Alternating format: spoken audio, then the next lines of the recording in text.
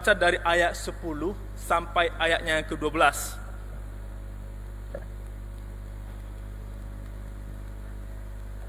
Kita baca berganti-gantian, saya ayat 10, nanti Bapak Ibu ayat 11, ayat 12 kita baca bersama-sama.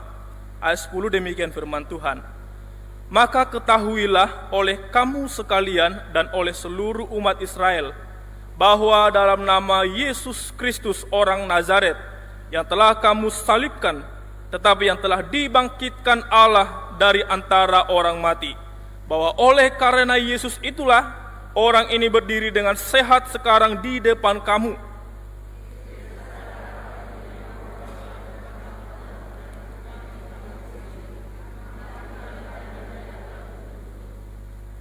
Bersama-sama. Dan keselamatan tidak ada di dalam siapapun juga selain di dalam Dia. Sebab di bawah kolong langit ini tidak ada nama lain yang diberikan kepada manusia yang olehnya kita dapat diselamatkan. Demikian jawab pembacaan firman Tuhan. Yang berbahagia adalah yang melakukan dan mendengarkan bagian firman Tuhan. Tema yang diberikan oleh Sinode bagi kita hari ini adalah di luar Yesus tidak ada keselamatan. Atau kalau bahasa yang boleh gampang kita mengerti adalah Yesus itu adalah satu-satunya keselamatan. Nah, Bapak Ibu, tema ini sebenarnya adalah tema yang sangat klasik. Tema yang sudah sangat lama diperdebatkan oleh orang-orang banyak, baik di gereja ataupun di luar gereja. Tetapi Bapak Ibu, perdebatan ini bukan karena ketidakpastian di dalam Yesus akan keselamatan itu, tetapi oleh karena cara berpikir manusia yang tidak mampu menyelami pekerjaan Allah, dan juga perkembangan pikiran manusia yang semakin berkembang sehingga sulit menerima bahwa Yesus itu adalah satu-satunya jalan keselamatan. Jadi bukan karena ketidakpastian di dalam keselamatan itu. Nah, Bapak dikasihi oleh Tuhan, ini adalah berbicara tentang konteks Petrus sedang berkhotbah, ya.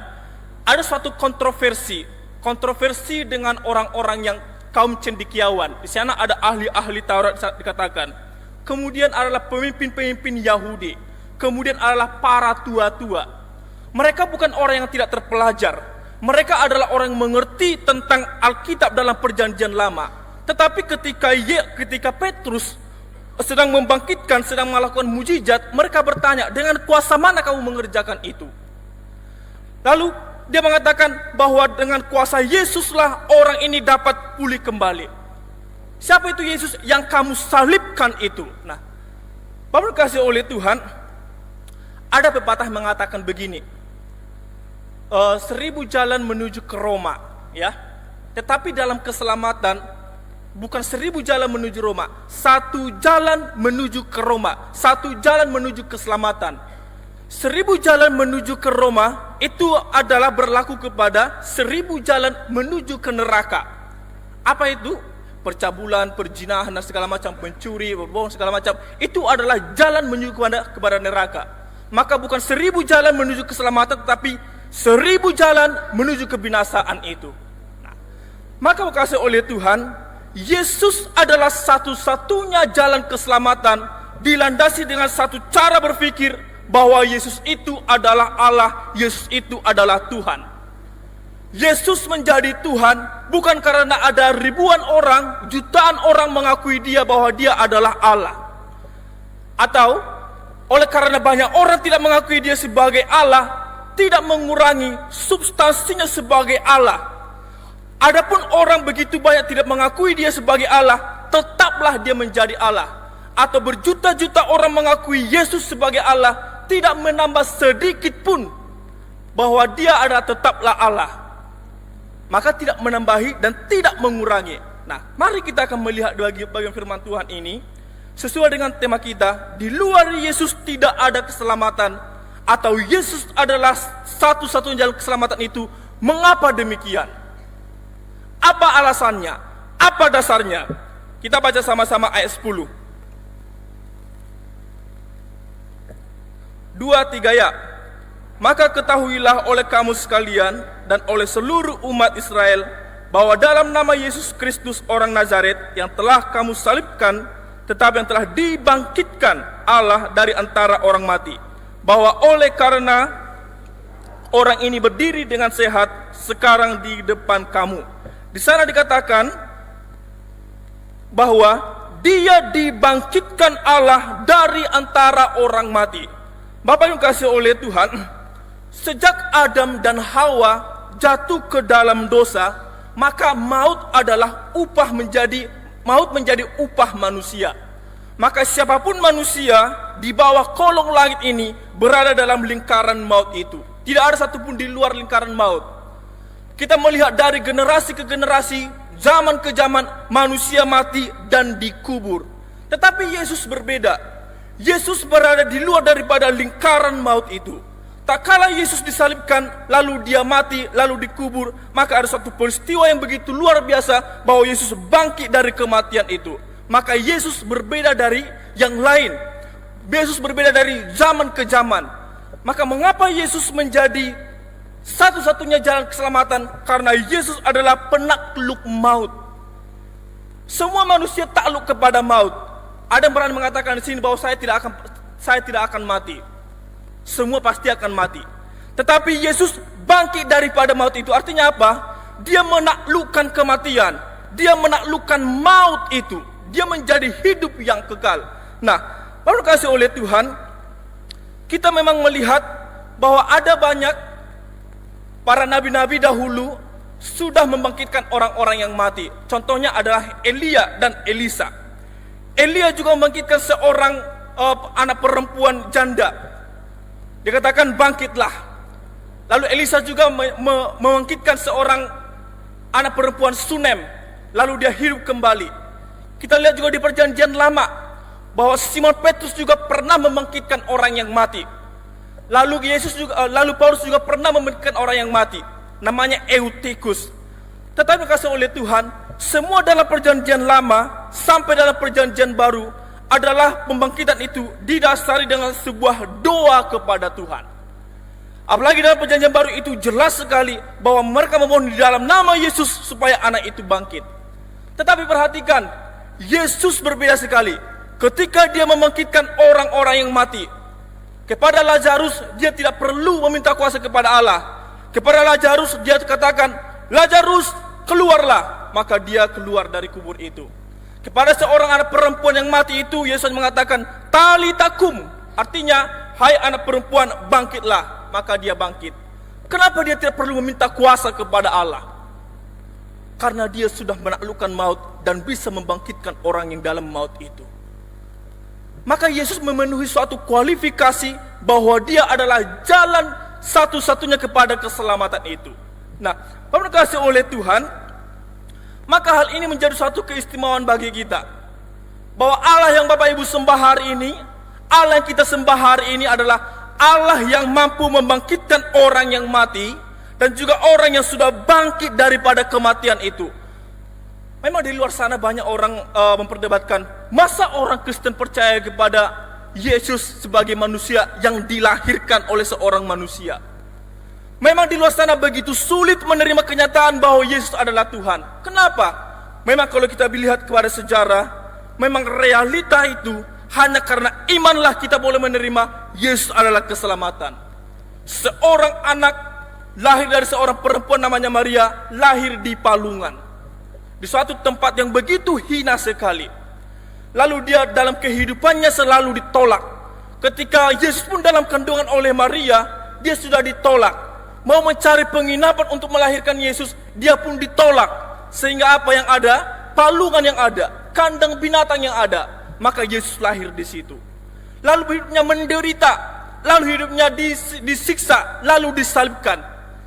Maka secara logika, bagaimana kita menerima pribadi yang seperti ini sebagai Allah? Tetapi orang tidak melihat ketika Yesus mati, dia bangkit daripada kematian itu. Maka hari ini Bapak kasih oleh Tuhan, kita harus bersyukur semuanya. Karena apa? Karena Yesus yang kita sembah itu tidak mati. Tidak sampai kepada titik kematian itu saja. Tetapi setelah mati, dia bangkit kembali. Itulah yang dikotbahkan oleh Petrus.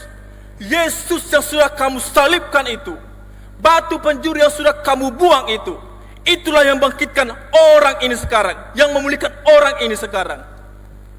Maka jangan pernah sia-siakan Yesus. Kalau hari ini kita tersadar kasih oleh Tuhan, kapan saya menyanyiakan Yesus? Kalau hari ini kita tersadar, apakah mungkin saya adalah ahli-ahli Taurat itu? Apakah mungkin saya adalah tua-tua itu? Apakah mungkin saya adalah tukang-tukang bangunan itu? Karena yang membuang batu itu bukan orang yang bodoh, tetapi bisa dikatakan yang membuang batu itu adalah ahli-ahli bangunan, orang yang mengerti konstruksi bangunan, tetapi mereka membuang batu penjuru itu. Sekarang tidak lagi digunakan batu penjuru. Batu penjuru itu dalam konteks Yahudi dulu digunakan untuk diletakkan di dalam persikuan sebuah pondasi. Karena batu itu besar, karena dahulu pembuatan bangunan itu tidak pakai pondasi yang dalam, cukup hanya batu-batu besar disusun, maka jadilah tempat tinggal manusia. Kalau sekarang nggak lagi.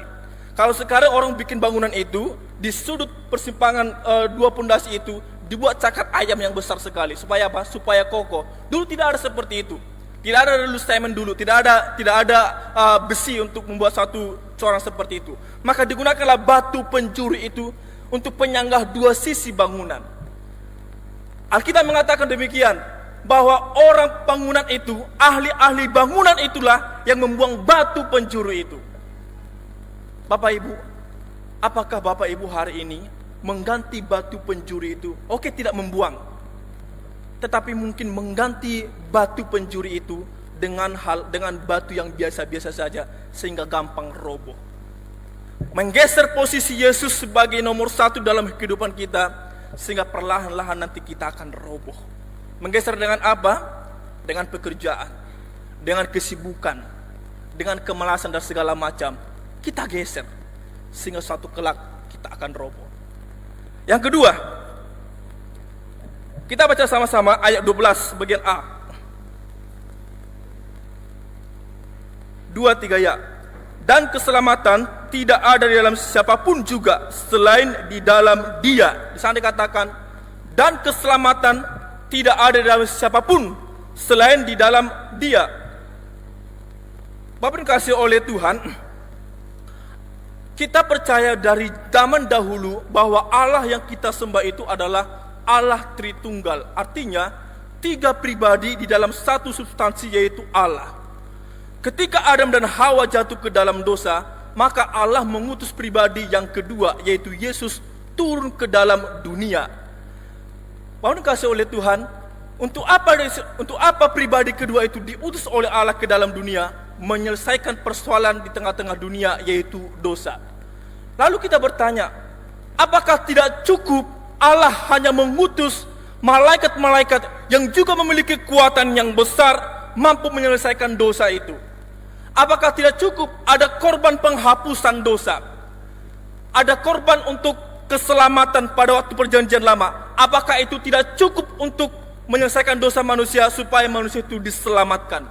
Apakah tidak cukup para nabi-nabi, para imam-imam yang diutus oleh Tuhan untuk mengaku dosa manusia untuk diselamatkan? Tidak cukup. Kenapa tidak cukup dikasih oleh Tuhan? Karena mereka juga adalah manusia biasa yang akan mati. Saya dulu ketika sekolah teologi, saya bersyukur dipercayakan menjadi ketua asrama 2 tahun. Di dalam asrama itu ada komponen-komponen terkecil. Ada dalam namanya persekutuan kamar. Di atasnya itu persekutuan unit, karena dalam satu asrama itu dibagi lagi per unit. Di atas persekutuan unit itu ada namanya persekutuan lagi asrama. Dan pemimpin-pemimpinnya beda. Ada pemimpin kamar, ada pemimpin unit, ada ketua asrama, ada bapak asrama. Di atas bapak asrama nanti ada bidang kemahasiswaan, lalu di atasnya itu adalah rektor. Kalau terjadi sebuah masalah, kalau masalah itu masalah yang kecil, mungkin diselesaikan dalam persekutuan kamar. Tetapi kalau dalam konteks persekutuan kamar tidak mampu menyelesaikan masalah itu, naik ke persekutuan unit. Kalau unit lagi tidak bisa menyelesaikan itu, naik ke dalam persekutuan asrama, dihakimi oleh para ketua-ketua. Kalau ketua lagi tidak bisa menyelesaikan itu, naik kepada bapak asrama. Bapak asrama tidak mampu juga menyelesaikan masalah ini, naik kepada bidang kemahasiswaan. Bidang kemahasiswaan nggak bisa lagi, naik ke rektor. Kenapa rektor harus turun? Makasih oleh Tuhan, karena persoalan itu besar sekali. Maka rektor harus memutuskan, harus membuat eksekusi. Kenapa Yesus harus turun? Kenapa pribadi yang kedua itu harus diutus oleh Allah? Bukankah sudah ada nabi-nabi? Bukankah sudah ada para imam-imam? Bukankah sudah ada para korban-korban untuk keselamatan? Maka dari bagian inilah, kenapa pribadi itu harus turun ke dunia ini? Karena masalah dosa itu, makasih oleh Tuhan, bukan persoalan yang sepele. Dosa adalah persoalan yang begitu besar, sehingga karena itulah Allah harus menyelesaikan. Manusia tidak bisa, korban itu tidak bisa. Karena dosa itu besar, adalah persoalan yang besar, maka yang besar juga harus turun untuk menyelesaikannya. Maka tidak ada yang bisa menyelesaikan hanya Tuhanlah yang bisa menyelesaikan dosa itu. Baru kasih oleh Tuhan, kadang mungkin kalau ada orang yang berkubang di dalam dosa, sudah tidak takut lagi, tidak gentar lagi, tidak ada lagi kengerian dalam hatinya, jantungnya tidak berdebar-debar lagi ketika berdosa, maka dia sudah semakin jauh dari Tuhan. Baru kasih oleh Tuhan, jangan pernah menganggap dosa itu adalah hal yang sepele. Nggak apa-apa, hanya menyenggol spion mobil orang, nggak apa-apa, nggak jadi persoalan, nggak apa-apa kok. Hanya mengambil barang orang yang tidak terlalu berharga, nggak apa-apa. Hanya memikirkan wanita itu dalam pikiran saya, nggak apa-apa, nggak jadi persoalan. Pun kasih oleh Tuhan, Tuhan datang ke dunia ini karena dosa. Kenapa yang besar harus turun ke dunia ini? Karena dosa bukan persoalan kecil. Dosa itu persoalan besar, bukan persoalan sepele. Betul-betul persoalan yang mematikan manusia, sehingga dia harus turun ke tengah-tengah dunia ini. Apakah Bapak Ibu hari ini menganggap bahwa dosa itu adalah sepele? Hari ini adalah bagian firman Tuhan ini. Ya. Dalam momen Natal seperti ini kita sering merayakan tentang kelahiran Sang Juru Selamat. Tetapi tahukah Bapak kasih oleh Tuhan, jauh sebelum kedatangan Kristus di tengah-tengah dunia ini, dahulu dalam perjanjian lama, Allah telah turun ke dalam dunia. Kapan itu? Ketika Adam dan Hawa berdosa, mereka lari ketakutan. Kenapa? Karena mereka mendengarkan bunyi langkah Tuhan di dalam Taman Eden itu. Artinya apa? Yang dari atas, yang dari singgasananya itu turun ke dalam dunia mencari manusia. Dan apa kata Tuhan? Adam, di manakah engkau? Apakah Tuhan sedang kehilangan jejak daripada Adam dan Hawa? Apakah Tuhan tidak tahu di mana Adam dan Hawa berada? Bukan tidak tahu. Tetapi pertanyaan itu mengatakan, Adam, di manakah engkau? Untuk menyadarkan mereka bahwa mereka telah melanggar, tidak berada lagi dalam posisi yang Tuhan kehendaki. Sama Bapak Ibu kasih oleh Tuhan, kalau di rumah, kalau ibu-ibu menyuruh anaknya, sudah dinasehati supaya jangan ini itu dan segala macam pergi keluar sana, tetapi anak Bapak Ibu itu melanggar. Nanti setelah Bapak Ibu tahu dia melanggar, lalu dia pulang nanti, Bapak Ibu marahinya, memang kamu dasar nggak punya telinga. Di mana kau taruh telingamu? Apakah Bapak Ibu tidak tahu di mana telinganya? Telinganya tetaplah di kepala itu, tetaplah di situ berada. Apakah Bapak Ibu sedang tidak tahu di mana telinganya? Bukan tidak tahu, tetapi apa? Untuk menyadarkan dia bahwa dia telah melanggar perintah daripada orang tuanya itu. Maka ketika Tuhan turun, Yesus diutus, utusan yang tunggal, utusan satu-satunya, tidak mengutus nabi, tidak mengutus raja-raja. Tuhan mengutus pribadinya yang kedua dalam bentuk manusia, Yesus sendiri, untuk menyelamatkan manusia. Ditanya kepada manusia itu, di manakah engkau? Bukan karena Tuhan tidak tahu di mana mereka berada. Supaya saya dan saudara sadar, di manakah engkau? Bahwa engkau sedang terhilang. Engkau sedang tidak berada di dalam jalurnya Tuhan. Mulia sekali pekerjaan Tuhan, dikasih oleh Tuhan. Maka sangat ironis kalau kita menyanyiakan firman Tuhan ini. Sangat ironis kalau kita menyanyiakan Yesus dalam kehidupan kita. Bagian yang ketiga, ayat 12b, bagian terakhir. Dari kata sebab, kita baca sama-sama. 2, 3 ya. Sebab di bawah kolong langit ini tidak ada nama lain yang diberikan kepada manusia yang olehnya kita dapat diselamatkan. Yang pertama tadi, kenapa Yesus menjadi satu-satunya jalan keselamatan? Masih ingat tadi? Karena Yesus adalah penakluk maut yang tunggal. Lalu yang kedua tadi adalah karena Yesus adalah utusan yang tunggal. Lalu yang ketiga perlu kita bahas adalah karena Yesus adalah pengantara yang tunggal. Apa beda utusan dan pengantara? Mungkin kalau dalam cara berpikir kita, hampir mirip. Nah, utusan itu adalah orang yang diutus untuk mengerjakan sebuah misi, ya.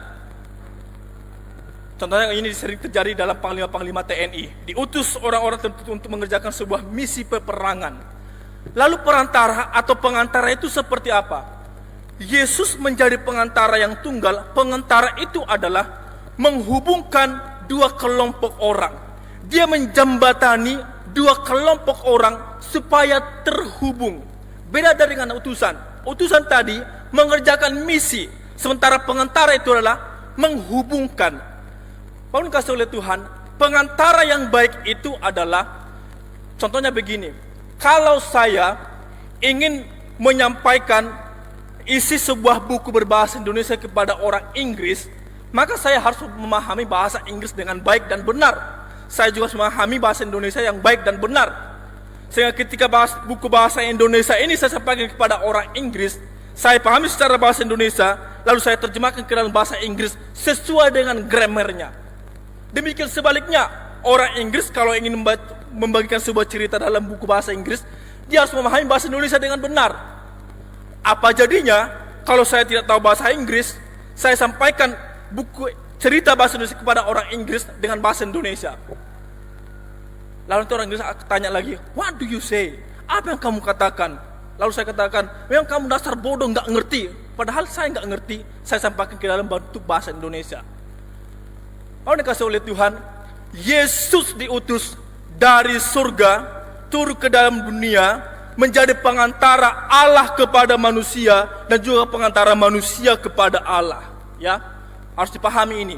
Yesus diutus ke dalam dunia menjadi pengantara Allah kepada manusia dan juga pengantara manusia kepada Allah. Paulus kasih oleh Tuhan, memang hal ini begitu sulit kita mengerti.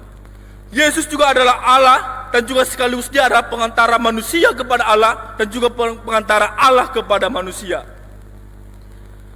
Maka karena itulah, karena dia begitu mengerti keadaan di sana dan jika dia turun menjadi manusia, begitu mengerti keadaan manusia, maka dia menjadi pengantara yang baik antara manusia dengan Allah dan juga antara Allah dengan manusia.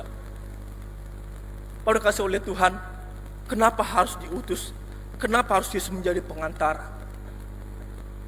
Untuk menunjukkan misi daripada Allah, bahwa Allah mengasihi Bapak, Ibu, dan Saudara sekalian, mengasihi saya semua.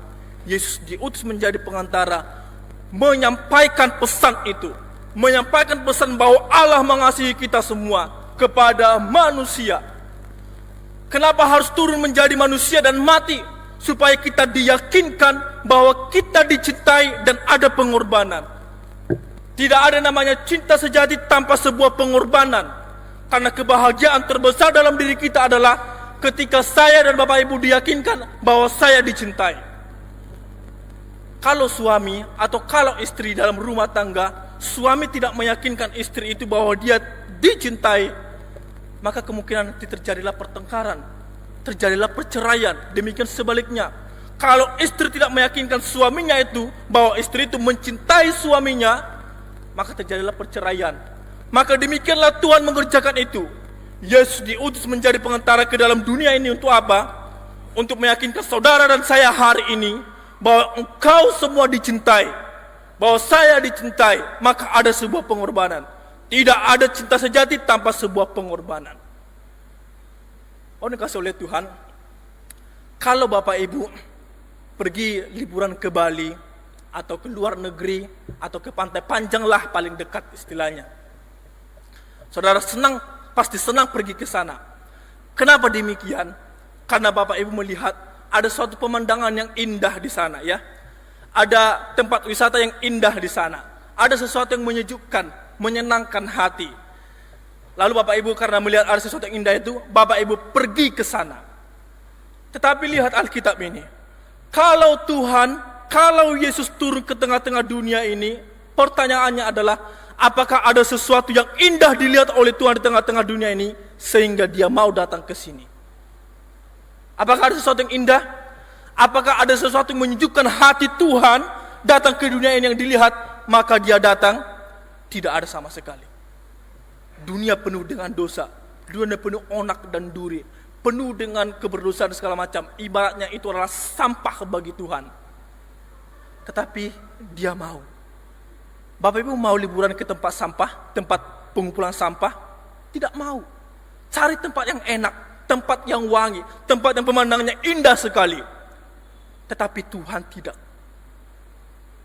Dia datang ke tengah-tengah dunia ini bukan karena Bapak Ibu kaya, bukan karena Bapak Ibu cantik, bukan karena bapak-bapak ganteng hari ini, bukan. Tetapi karena cintanya kepada dunia ini. Dan Petrus mengatakan, di bawah kolong langit ini tidak ada jalan keselamatan kecuali hanya dalam nama itu. Kenapa? Karena dia adalah pengantara yang tunggal itu. Sampai hari ini